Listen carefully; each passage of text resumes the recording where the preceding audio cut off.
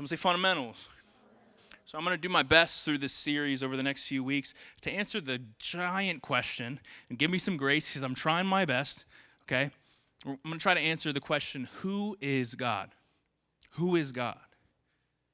A.W. Tozer said that is the most important question that you can answer, is who God is.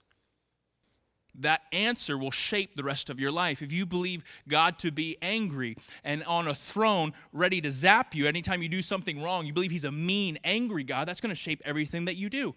If you're an atheist and you don't believe there's a God at all, you believe God is not real, then that's going to shape everything that you do. So it's so important that we are living our lives shaped on the correct viewpoint of God, because our viewpoint of God shapes how we do everything in our lives. Come on, someone say everything. The big idea for today is that God is the creator and he wants a relationship with his creation. Starting in with the basics. God is our creator. We believe that God created us. Some people say, do you believe in the Big Bang? I was like, I don't know, but it's very possible that when God said, let there be light, a bang happened. That's very possible. I believe that God created the earth in everything that we know in 7 days, because that's what Scripture teaches. The Bible also says that a day is like 1,000 years, so I'm not sure how long it actually took God to create the earth, but we believe God is the creator. And not only is he creator, also I'm going to use the word Jesus and God interchangeably, just so we're clear. Not only is that God our creator, but God desires a relationship with his creation. That's a pretty big deal. It's pretty substantial. And this view that God is our creator and that God wants a relationship with us, his creation, is a very important principle that we need to learn. And we're actually going to look at the book of Acts tonight. At one of the goats, I would say, Jesus is the goat, but I would say one of the goats, a man named Paul. Anybody ever heard of him, Paul? He wrote like a big section of the New Testament, and he's waiting for some people in Athens. Athens is in Greece, and one thing you need to know about Paul is that Paul was a pretty bad dude at one time. He saw Jesus and Christians as a threat to his religion. Some of you are like, what? Paul wasn't always a Christian? No. Paul was he was big into Judaism, big Jewish guy, big into Judaism, and he saw Christianity as a threat. So he would hunt and kill Christians. He would persecute people. He was a pretty bad dude, at least from our standard, right? As a Christian, that was a pretty bad dude, right? And then Jesus, come on, somebody. I don't know, this might be your story. The story is mine. That he was on a path in his life, and Jesus came into his life and completely changed the trajectory of his life. And now he's on fire, and he goes and plants churches and preaches the gospel, and he writes a bunch of letters to people and teaching them on how they should live their life. And Paul's a big deal. He's one of the goats in Scripture. He wrote a lot of the New Testament, and we're picking up in Acts 17 where he's waiting for some of his boys. We can go, yes. While Paul was waiting for them in Athens, he was deeply troubled. Someone say deeply. Another version says he was sick, he was sick by all the idols he saw everywhere in the city. Oof. Idols is anything you put above God. In this context, it probably was actually literally little statues. He went to the synagogue to reason with the Jews and the God-fearing Gentiles, and he spoke daily in the public square to all who happened to be there. All right, so we're going to get real basic tonight. I'm going to go through 8 or 9 scriptures. It's all connected. It's all one story of Paul, and we're going to break down each little section. Okay, let's go to my next slide. Why was Paul distressed? Who can tell me? We're getting a little academic. This is Theology 101. Welcome to class. Why was Paul distressed? Does anybody know? Because there's so many idols. Okay, this is going to be, that was good. Well done, yep. Yep, that was good. Man, you guys are energetic tonight. I like it. So Paul was distressed because there were so many idols. Why? Because anything that we put in front of God will rob us of our true relationship with God. I wrote this down, that Paul knew that the worship of idols was actually getting in the way of them experiencing the freedom and the fullness of knowing their Creator. And like a little good version for your notes, because that's kind of long to write, is that Paul knew that what we worship, we become. What we worship, we become. Whatever you have first in your life, whatever you are desiring the most in your life, if that is not God, if that's not following God, if that's not the things of God, it's probably an idol. I said probably to be nice. It's an idol. And what we worship is what we become more like. So if we worship God as a byproduct, our thoughts are going to be changed, our actions are going to be changed, our attitudes are going to be changed, and everything that we do and say is changed because of what we are worshiping. Now, but there's a lot of people, if we're fair, that are worshiping other things other than God. I mean, if you were to think, if Paul came to like your school, what would he see people worshiping? If God came to your house, what would he see people worshiping? If God came to our group on Tuesday night, what would he see people worshiping? There's a temptation for us to worship, and I say it a lot in here, but I'm just going to say it again, to worship money, power, fame. I put lust down. Our phone, YouTube, our favorite sports team, our favorite influencer, or sports player, and we put things in front of God that we desire to be like, and we're becoming more like them, and that's not a bad thing because the person we're supposed to be more like is God. Picking up in verse 18, this is cool. Paul also had a debate with some of the Epicurean and Stoic philosophers. Someone say, those are the smart boys. And girls. And girls. When he told them about Jesus and his resurrection, they said, here we go. Come on, baby. Please give me the next. Yeah. What's this babbler trying to say with these strange ideas he's picked up? Others said, he seems to be preaching about some foreign God. What's this babbler talking about?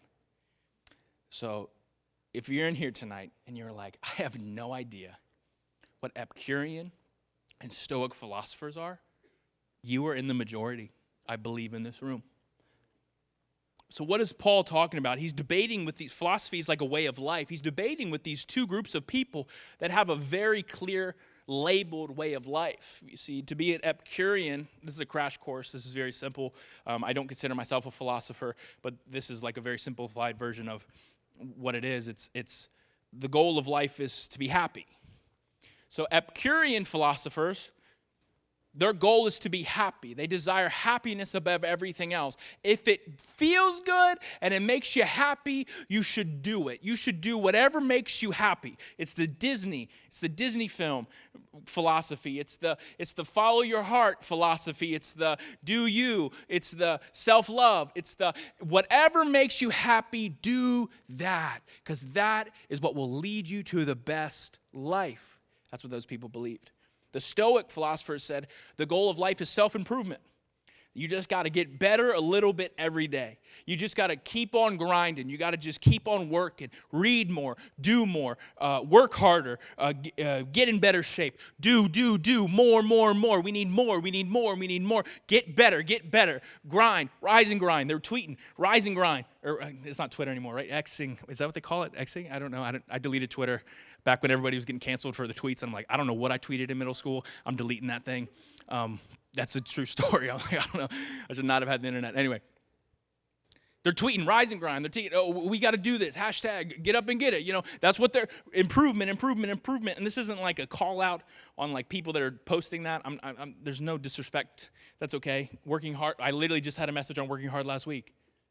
But when your goal in life is, it doesn't matter what is going on in life. We don't believe that there's a God. We just believe life is all about me and me getting better. And if something isn't deemed good for me, then it is not supposed to be in my life. And then the Epicureans are like, if it doesn't make me happy, it's not for my life. And some of you are like, wow, this sounds exactly like what we're going through today, does it not? The constant message from the world today, in my opinion, is happy. I need to get more happy. I need to do whatever makes me happy. Just follow your heart. Do whatever you want to do. Yeah, I know you probably shouldn't. Yeah, buy that with your credit card. It doesn't matter because it makes you happy.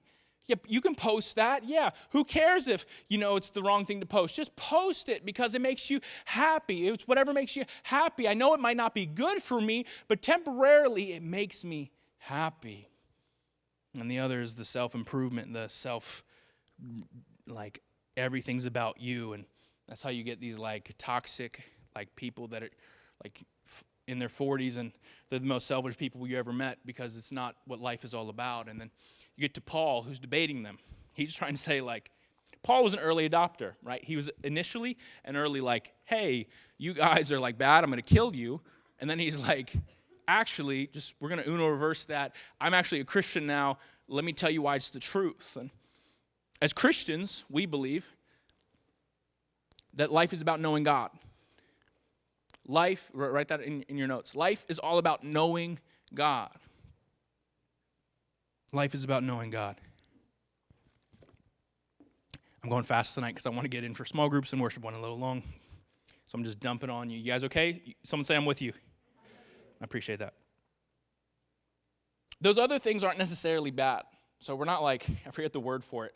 We're not against happiness, right? We're not that shouldn't be your primary goal, but it's okay to be happy in life. Jesus wants you to be happy. It's not the primary goal, but I believe Jesus lays out a life for you to be happy. And I do believe self-improvement is a good thing, that we are called to be disciples. That's continual students. We're continuing to learn, but that can't be the first thing. Neither of those can be the first thing. They can't be the primary filter. They can't be the motive that we're living our life through. Our primary motive, our primary philosophy, what we believe is the most valuable thing in our lives as Christians, that's Christ followers, which we all are, I believe most of us are. Some of you in here, you might not follow that description. That's okay. Please keep coming. I'm going to try to change your mind. Is that the goal of life is to know God. It's to know God, our Creator, and being in a relationship with Him.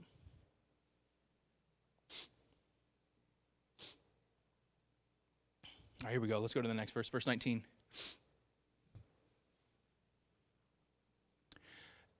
So this is still the same thing. So Paul was in Athens, he was waiting, and then and then he's debating some philosophers, right? Paul's in his bag. This is why is Paul goated? This is one of the reasons. He just was really smart. I really think God needed Paul because most of the fishermen were or most of the disciples were fishermen, and they just didn't have all the, brain capacity. That's my take. Don't quote me on that. I could be wrong. All right. Then they took him to the high council of the city. So this conversation is getting elevated. So Paul's spitting some game, and they're wait a second. I think we should talk to some more important people about this. And they said, come and tell us about this new teaching, they said. So they're interested, really knowing God. You could know God, right? They're interested. They said, you are saying some rather strange things, and we want to know what it's all about. This is really cool. Don't miss this. Don't miss this, especially if you're a Christian. Let's go. Next verse, please. Thank you, Jack. So Paul, standing before the council, to address them as follows. This is Luke writing this. Luke is the author of Acts. Men of Athens, I notice that you are very religious. He's being complimentary. He's being nice. In every way. For as I was walking along, I saw your many shrines. Okay? And one of your altars had this inscription on it. To an unknown God. Someone say unknown. This God whom you worship without knowing is the one I'm telling you all about. So this is a little chicken nugget in here for those of you who are Christians. Don't miss the chicken nugget. A lot of times as Christians, we will look down on people that don't follow Jesus. Right? We're oh, yeah, all those people do is smoke and drink, and they go party. And I'm a Christian, so, I'm going to heaven, they're going to hell. And, they are just a lost cause, and I just need to focus on me. And Paul could be pretty vicious. Read Romans. Paul can say some stuff. Paul knew how to put some words together. Paul knew how to be hard on people. But he realized, he was really hard on some of the churches. But he realized these people are lost. These people need help. And I could go up to them and say, I'm better than you. I know Jesus and you don't. Or better yet, do you remember why he even started this conversation? Because he was so sick that all these people were lost. They were following they were following a way of life that was going to lead to death. And let me give you just a little caution. And this is for me too. I'm not standing on a high horse here. Does it bother you when you see people actively living against God? Paul was thinking to himself, these people are so lost. They've subscribed to a way of life that's going to lead them to a lesser life here on earth and separation with God for eternity. They need to know about Jesus. He didn't go and start bashing them and telling them how stupid they are and how he's better than them. He said, I realize you guys, he starts buttering them up a little bit. I think sometimes we forget this, especially as I look on like Instagram and like some of the comment sections, and then like I'll tap on the person who commented it and they have a Bible verse in their bio, and it was like a really mean comment. And I think we forget this as Christians. We're supposed to be nice. Like that's like kind of our whole thing, right? We're supposed to be like Christ, and Christ was very kind. Everyone's like, well, he flipped tables. Yeah, he flipped tables at religious elites that were preventing people from getting to God. Other than that, he was very kind and very nice, and he was especially kind to sinners and to prostitutes and to people that were so far from God. And I think we forget sometimes how our role and our role in society and how people are supposed to look at us and see Christ. And I think we just forget that sometimes. And Paul goes like this. He's like, I know you guys are very religious. Like I know you guys like you study a lot of gods, but I've noticed something. And he makes this connection point. Now this is different for every relationship in your life. I noticed that this one part of your life, there's some questions about. You have it marked as an unknown God. You don't fully get that. What I'm telling you right now is I know that God. I know that God. He's the creator. He's the one that is the author of life, and he desires to have a relationship with you. I'm getting a little ahead of myself. But he says that, and he makes this connection point. And I feel the weight in the room a little bit, that just as a gentle reminder, we need to make sure we're caring about people that don't know Jesus. We need to make efforts to make those connection points. Hey, I know your life looks like this. Can I give you some advice? When I started following Jesus, everything in my life changed. I know the answer to what life's about. I know what I'm supposed to do here on earth. I have the answer, I think, and I could really help you if you'd listen to me. Not, well, you don't believe what I believe, so, you're an idiot and you don't know what you're doing, or sometimes even worse. Well, they're a lost cause anyway. I'm just going to hang in my Christian clique, and we're going to go to, all 6 of us, we're going to go to church, and all 6 of us are going to be the only Christians in our school, and we're not going to make sure anyone knows that we're Christians. We're just going to be in a little group chat called Christian Clique, and we're just going to talk about a bunch of Christian things, and we go through life with missed opportunities for people that God is placing in front of you saying, tell them about me.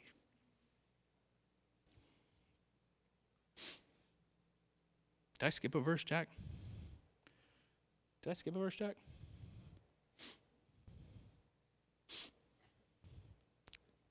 It's okay.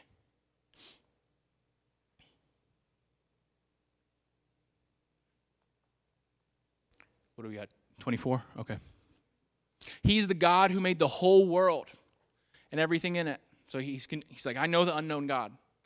Let me put you on right quick. Let me give you some game, okay? He made the whole world and everything in it. Someone say creator. Okay, that's the whole point of the message, that God's our creator. That's what Paul's saying. Since he is the Lord of heaven and earth, he does not live in man-made temples, and human hands can't serve his need. Let's keep going. For he has no needs. Okay, some people think we worship God because he has like this narcissistic complex, and if we worship him, it'll appease him. That's not why we worship him. We worship him because he's worthy. Can I get an amen? Okay. But he has no needs. He doesn't need. This is going to blow your mind. God doesn't need you. He wants you. He doesn't need you. Okay. He himself gives life and breath to everything, and he satisfies every need. Okay. Whoa, he's spitting game real quick. Okay. So he has no needs, and he himself, he authors life. He gives life to everything. Everything that's alive comes from God. God is life. Okay. And he satisfies every need. Okay, some of you are in here and you've got some needs in your life that you're trying to satisfy with everything else other than God. And let me tell you, there's nothing in this world. This is for someone in here. There's nothing in this world that will satisfy you. There's no substance. There's no relationship. There's nothing. Some of those things might make you happy temporarily, in the right relationships, in the proper timing, with God's approval and the approval of mentorship is a beautiful thing. Marriage is a beautiful thing. But above all of that is God. And your relationship with God will supply every single need in your life. I'm not saying all your wants will come true, but the deepest parts of your soul will meet the needs that it has. From one man, he created all the nations throughout the whole world. Do I got another verse, Jack? He decided beforehand when they should rise and when they should fall, and he determined their boundaries. Keep going. His purpose was for the nations to, okay, here we go. There's a little chicken nugget. Someone say nugget. So what's God's purpose? Okay, his purpose was for the nations to seek after God and perhaps feel their way toward him and find him, though he is not far. Okay, don't miss that. He's not far from any one of us. So what's the purpose of all this? Why did God create things? Why did all this happen? God created you, his creation, to easy there. Take it easy. Take it easy. To seek after God and to find him. And then Paul doubles down. He's like, but don't get it twisted. He's not far. Some of you looked for God in so many places, and then you're like, wait a second. God's been here the whole time. I just needed to wake up. And his purpose, God's purpose, is to have relationship with his creation. God is our creator, and his purpose, and he created you to have a relationship with him. That's like the basic thing. God is love. God is a relational God. He operates in a trinity. That's 3 in 1. He's a triune God. There's a Bible college word for you. But basically what that means is God's relational. And God wanted you to exist so that you and him could have a relationship. And that's the whole purpose. He wants you to seek him. He wants you to find him.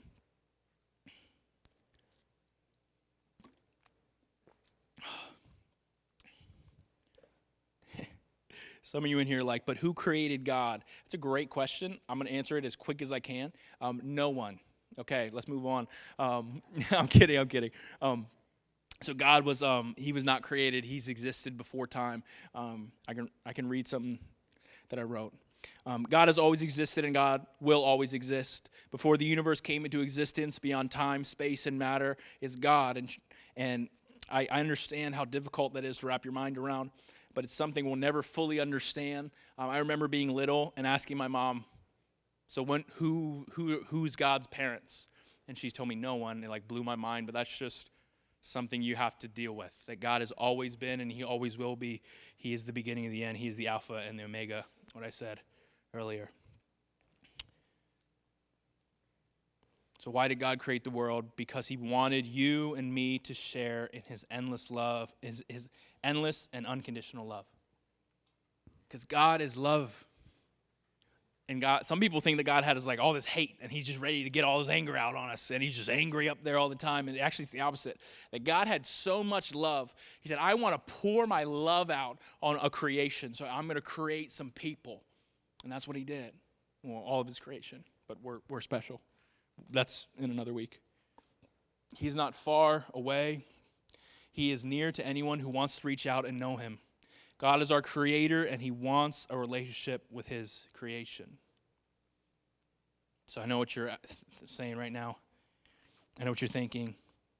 Okay, Pastor Adam, you've done a tremendous job of illustrating that we have a creator that wants a relationship with us.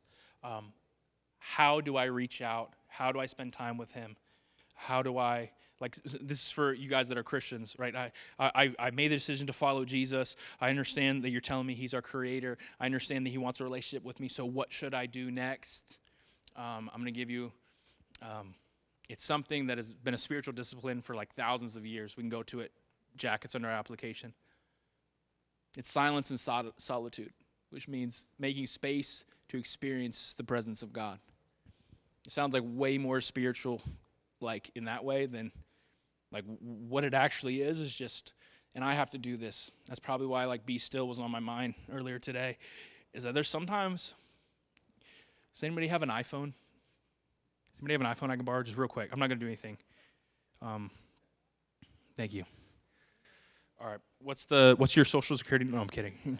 I'm kidding. Okay, great. Oh, what a cute little background. Okay, here we go. All right. See this? Wait, whoa, almost called 911.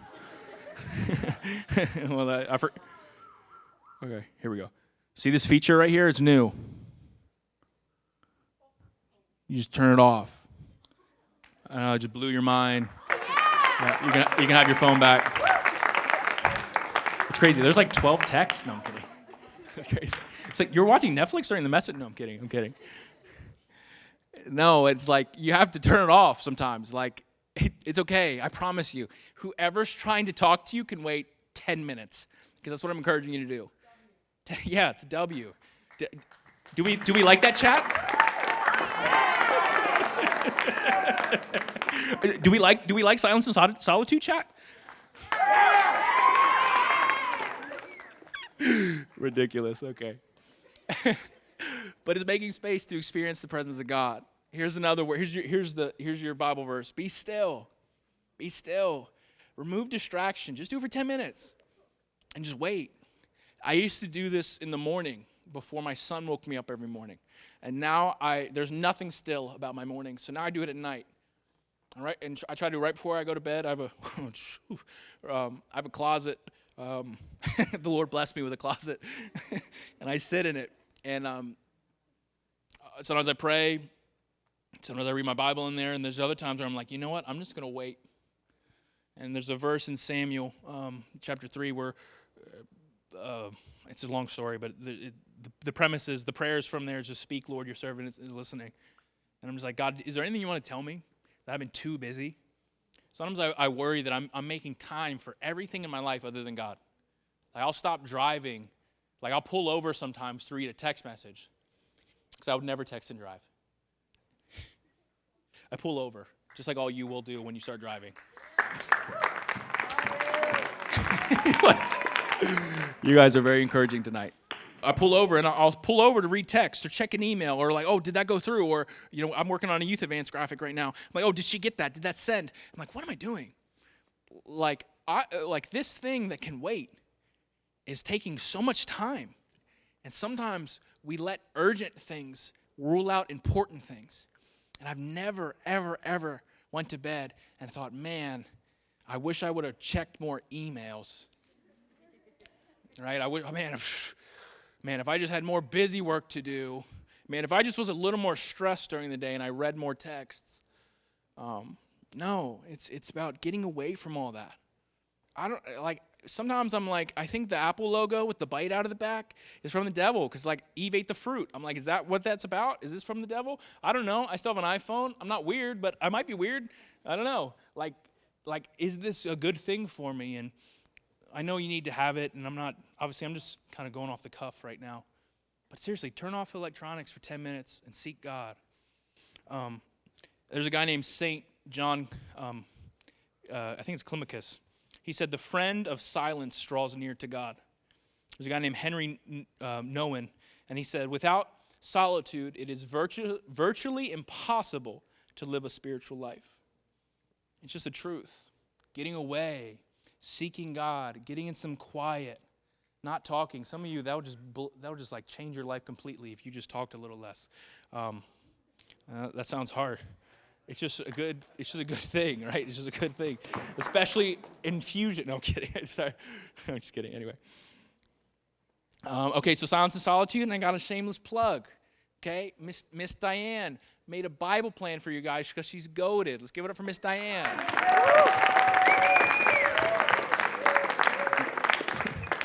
Read that Bible plan. Read it. God speaks to us through His Word. And it's a wisdom Bible plan, and you all need more wisdom, just like I need more wisdom. So in conclusion, God is our creator, and He desires a relationship with His creation.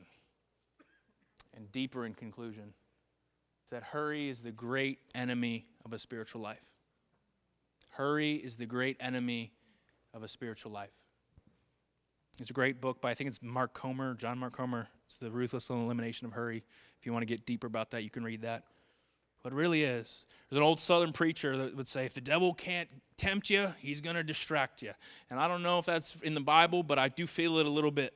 I feel like some of these things that God that like sends my way, I'm like, there's no way God sent this. The devil sent that. The devil sent that to distract me. Like the email thing. I was like, I did not need to pull over. Anyway. Hurry is the enemy of a spiritual life. So let's buckle down. Let's get some silence and solitude going, and let's read Miss Diane's Bible plan because it's fire. All right, let's pray.